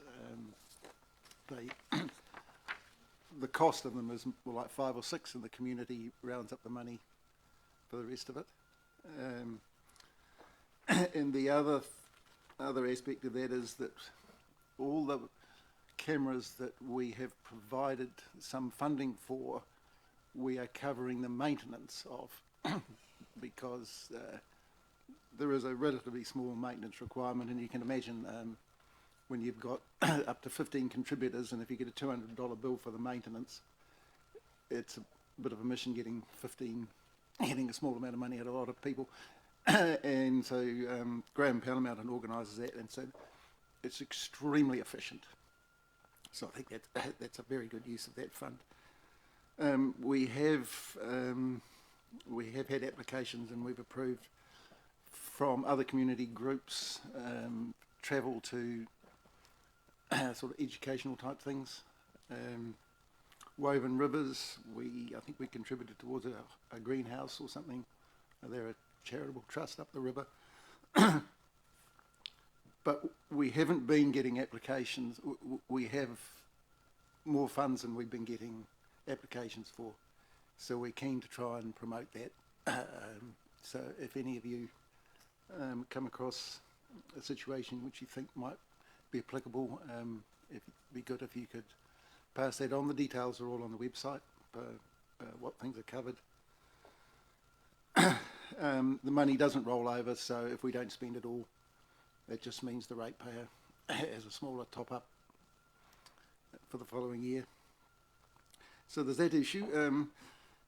The next thing I'd like to put back on the agenda is roading. Obviously, is a big issue for the rural board, and despite quite a lot of work, ratepayers are still subsidising the cost of roading damage inflicted by forestry harvest.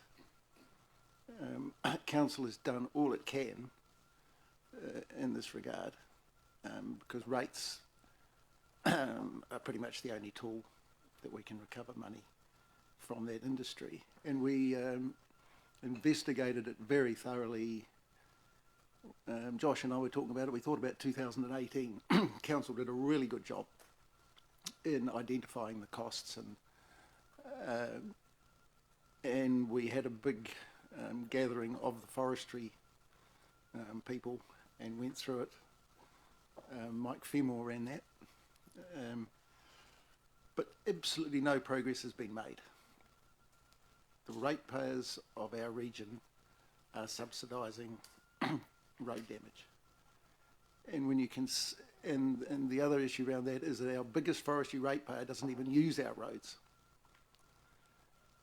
And also forests which may never be harvested are paying the higher rate rate to cover roading costs, which they're not going to use.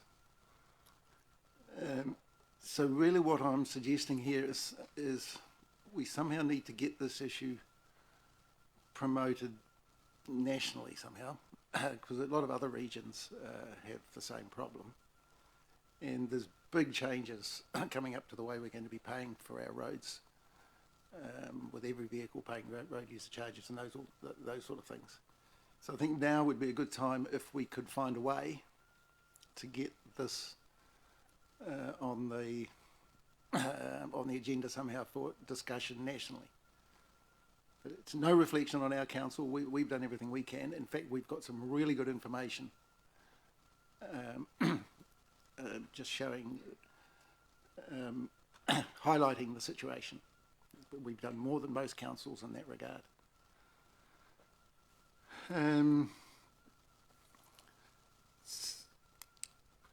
So I'll leave that one with you. The other issue that's been brought to my attention in the last about 3 weeks is that we have a hall out at Upakanaro, which is basically falling down. Someone from the community called me up wanting to know what we could do about it. You can't even go into it. It's apparently not. They won't let anyone in. They're saying it's not safe. So that's. I've put that community in touch with Sarah. So there's work going on, but basically, I'm not sure that's the can we can keep kicking down the road. I mean, we've either got to do something with these buildings or get rid of them. We can't just. Can we really just let them keep falling down? We probably have too many of them, so it's going to be quite a hard call as to how we deal with issues like that. But I just thought I'd bring that to your attention. And my last little item is, and today the report, the Civil Defence report on the Hawke's Bay response to Cyclone Gabrielle came out. And 2 of our civil defence people helped over there immediately after that. I'd quite like some feedback on what if you've got any views on what we should be doing about it. Surely there's been quite a number of things we've learned from that situation which would be applicable to us. So I'd quite like to hear from our civil defence people and perhaps have a discussion around that as to what changes they think appropriate and how we're going to disseminate that information. So I'd be keen on any feedback on that issue. It's a big one for the rural people, but it's just as applicable for in town. So for this session, those were the issues I wanted to highlight, and thank you for the opportunity. And thank you, David. You know, it's absolutely vital we do hear from our community, rural community board. I've reminded people we are urban, we're a district, we're urban and rural, and 99%, I understand, of our geographic area is rural, so it matters.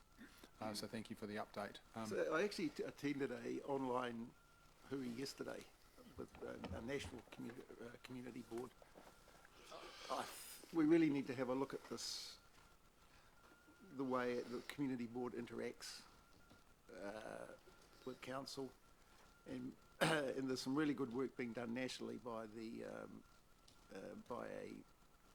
a national body that represents community boards and looks at it under the auspices of local government New Zealand. So it was quite an interesting session. So at some point we are going, it would be good if we could. Yeah, let's take that as an action to follow up. Yeah, follow great. up on that. Yep. Okay. Perfect. Thank you. All right, thank you. I'll go to Councillor Josh. Thank you. Through you, Mr. Mayor, just a question for David. and it's a philosophical one more than anything around the forestry rate. You mentioned that the ratepayer is subsidising the cost of damage on rural roads, and I'd agree with it. I think back in 2018 it was a 60-40 split between the exotic forestry owners and the general ratepayer. And my question is, do you still agree that there's a public good element incorporated into this that the general ratepayer, non-exotic forestry ratepayer, should be contributing to?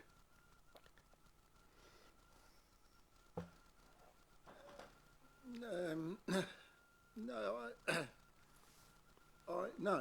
I think there's no reason why the full cost of harvesting these forests should not be borne by the forester. When we get a quote for a forest harvest, the transport side of it, someone will work out the distance the log has to go from the forest to the port, and so that'll be one of the costs. So if you live closer to the port, it's going to be less than if you live further away. So I don't see why that should not work for the actual cost of providing the road. And the other thing is, it could make a difference if there's a high roading cost. It could make the carbon credit option for those trees more appropriate. So there's that aspect as well. Mm. Thank you. Useful to ponder on. Okay. Councillor Charlie. Yeah, thanks, David. With regard to the halls, I presume in the early days they were built by the community and had working bees and things to maintain them. Does that not happen anymore? And is the fact that they're not used much anymore make them more susceptible to fail? Well, in the case, yes, the communities are providing some funding for the halls. There's, I think it's 8 run by the Rural Community Hall, the Rural Halls Trust. And the council is contributing 60, I think it's now 75,000 a year if under the long-term plan that's coming up. But the local communities do also provide some input with the working bees and those sort of things that you're talking about. So it's just the UPAC hall that's... UPAC, for some reason, and I do not know why, was not included when it went in, with the 8 that went into the Rural Halls Trust. And the other halls are all stable and safe? The other halls are maintained magnificently. Oh, right. That Rural Halls Trust has worked extremely well. The other aspect of the UPAC one is council has done a lot of work in establishing what's required there. So that's that information, I presume, is available to these people from UPAC. So we do already know what's required, and it presumably can be costed. But I imagine that it's up to that community really to find out what the options are and decide what they want to do. In the case of the Ford L Hall, which needs earthquake strengthening, and apparently there's some signs going up any day now to say that it's an earthquake risk. But the Halls Trust went out and found some money from an outside source, and my understanding is that the earthquake, what is required for the earthquake strengthening is going to be done quite soon. And in fact, I think the meeting this afternoon is going to make a decision on that. So that could be an option for the UPAC people if they can go out and find some other funding, and then perhaps put a proposal to council. But basically, I think we probably do have too many of those sort of buildings, and asking the ratepayer to keep them all maintained is probably not realistic. Thank you. Councillor Philippa. Thank you, David. Probably my question is more to possibly the CE. It's just David raised 2 or 3 or 4 items here, and although it's good asking questions of him, my question is how does this move forward? Because if I'm not wrong, our minutes of the next council meeting won't have any discussion on this. And I might be wrong, I might be struggling, but I'm not seeing in the Rural Community Board, the last update I've got, in Diligent is like November 2023, so maybe not getting all the meeting minutes.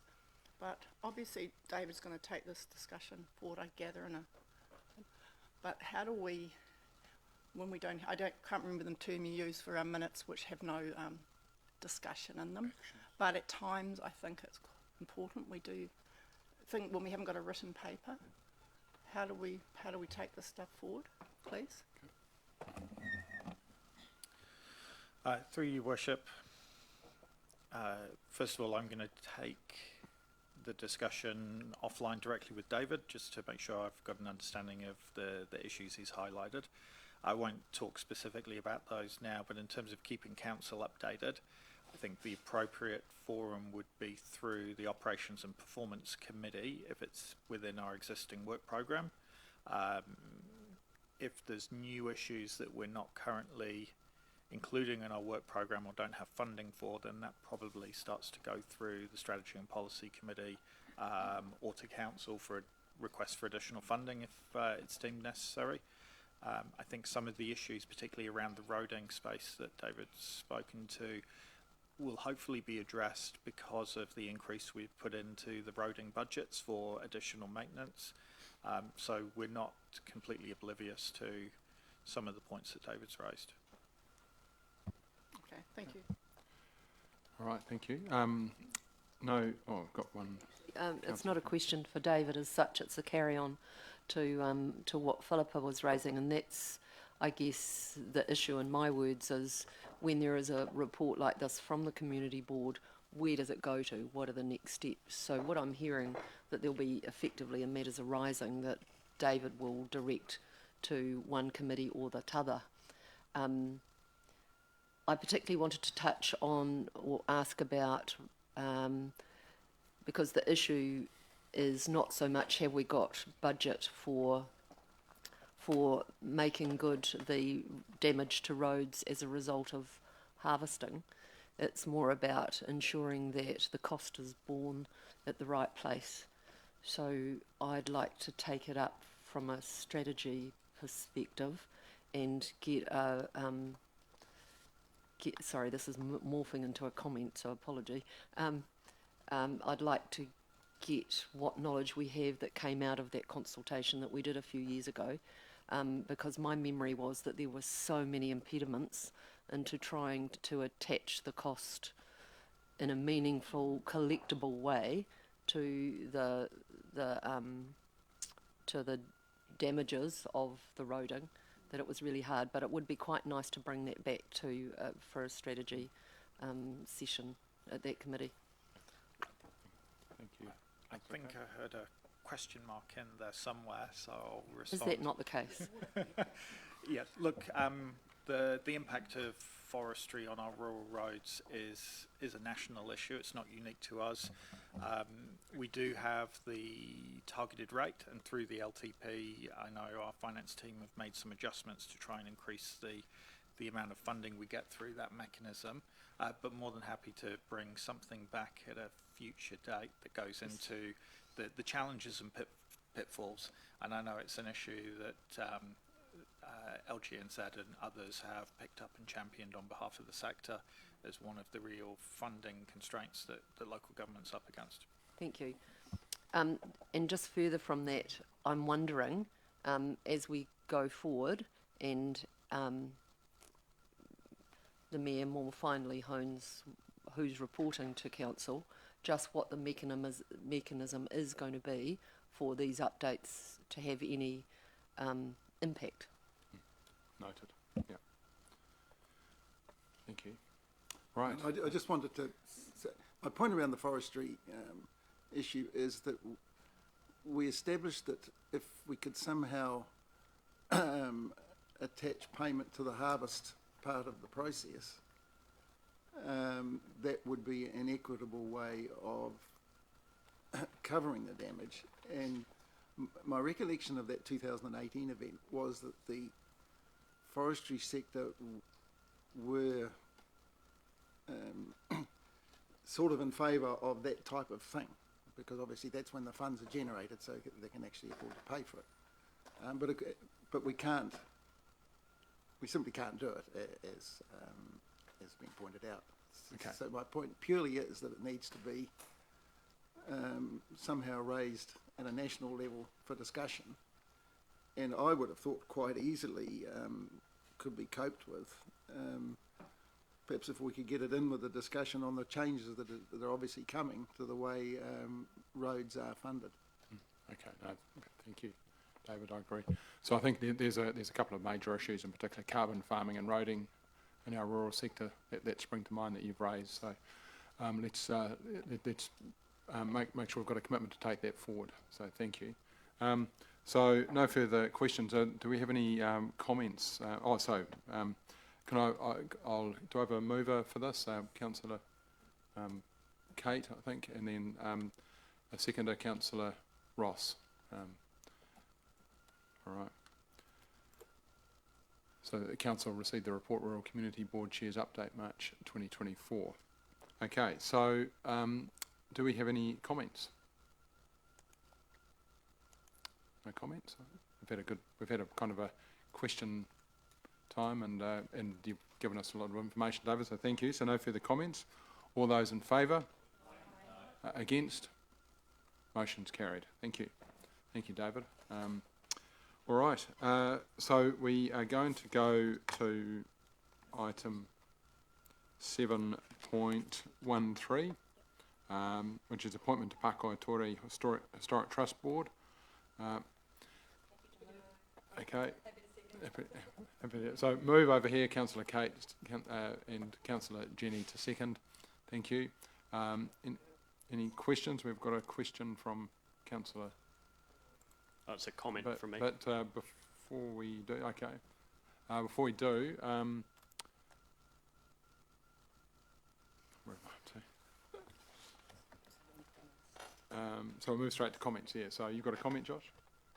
Yeah, just quickly to say that I'm really happy that Council will be appointing Councillor Glenda to sit on the Pākaitore board. For the 8 years that I've been a member now, I have been the only councillor appointee, even though Council has 3 appointees. The other 2 have been external to Council.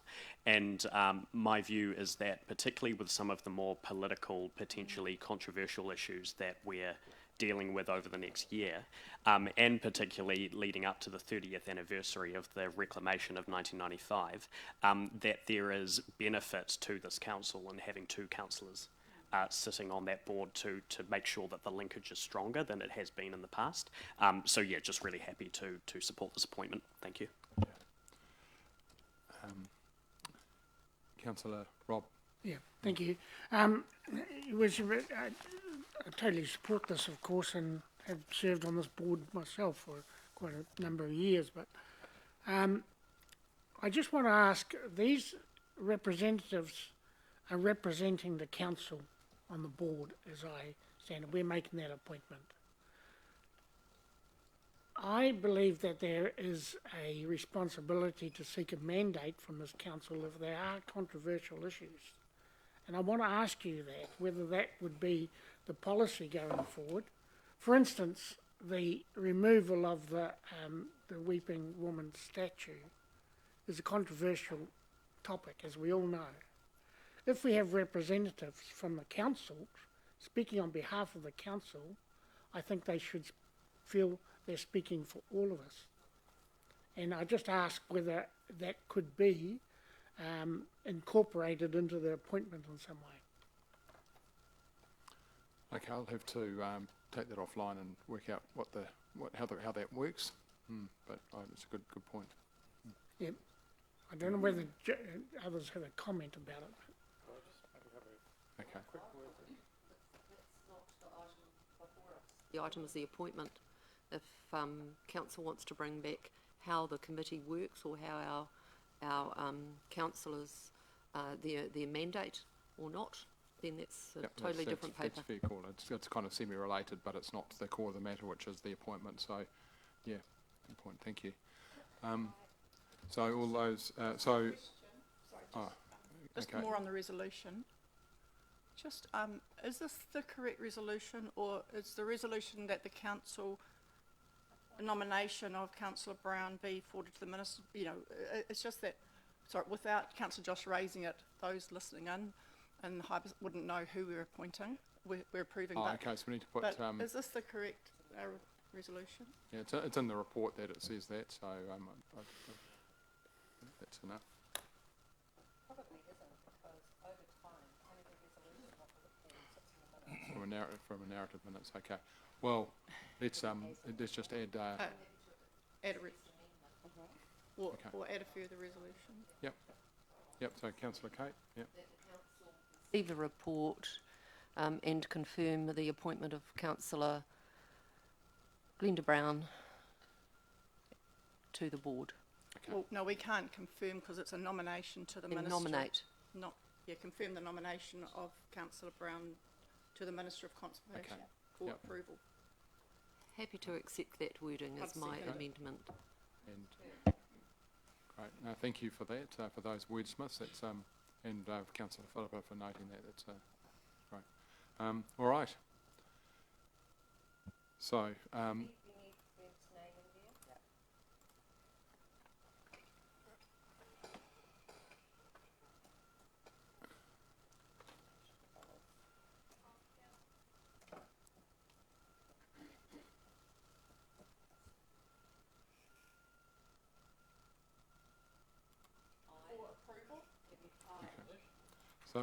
So all those in favour?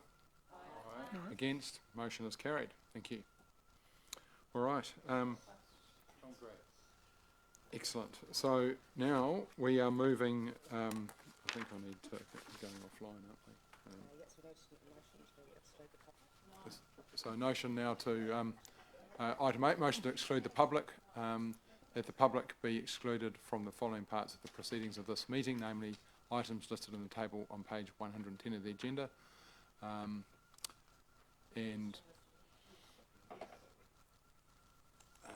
Okay.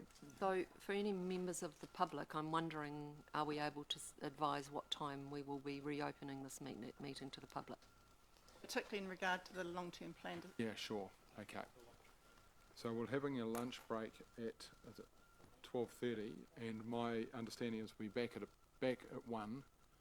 So I anticipate, I just need to look around, make sure the long-term plan consultation document ready by, I'm looking at Mike Firmer over there. There's another confidential item at 1. Go back into public around about 1:30, 1:45, somewhere around there. Okay. So if any members of the public are watching this, tune in at about 1:30, and if we're not there, then we won't be far off. I'm happy to move the motion. Okay. I'll second it. Great. Thank you, Councillor Philippa. Second. All right. Councillor Kate to move it. All those in favour? Against? Motion is carried. Thank you.